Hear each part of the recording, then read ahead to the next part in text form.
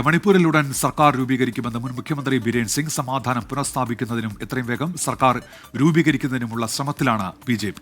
7 മാസങ്ങൾക്കിടെ മണിപ്പൂരിൽ ഒരു സാമുദായിക സംഘർഷവും റിപ്പോർട്ട് ചെയ്തിട്ടില്ല എന്നും ബിരേൻ സിംഗ് പറഞ്ഞു.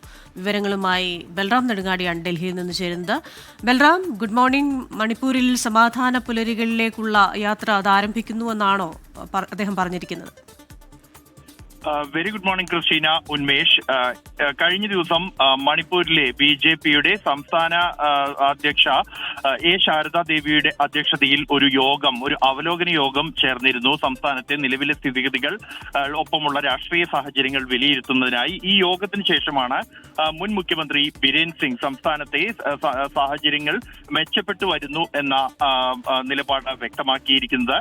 മണിപ്പൂരിൽ ഉടൻ സർക്കാർ രൂപീകരിക്കുമെന്നാണ് അദ്ദേഹം മാധ്യമങ്ങളോട് പ്രതികരിച്ചിരിക്കുന്നത്. സമാധാനം പുനഃസ്ഥാപിക്കാനും എത്രയും വേഗം സർക്കാർ രൂപീകരിക്കുന്നതിനുമുള്ള ശ്രമത്തിലാണ് BJP എന്നും സർക്കാർ രൂപീകരിക്കുന്നതിനായി പലതവണ കേന്ദ്ര നേതാക്കളെ സംസ്ഥാന നേതൃത്വം സമീപിച്ചു എന്നുമാണ് അദ്ദേഹം വ്യക്തമാക്കിയിരിക്കുന്നത്.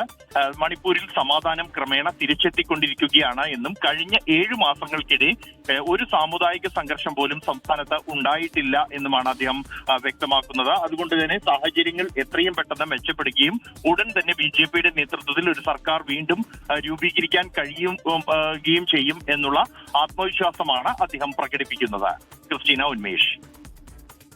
ശരി, ബൽറാം നെടുങ്ങാടിയാണ് ഡൽഹിയിൽ നിന്ന് വിശദാംശങ്ങൾ നൽകിയത്.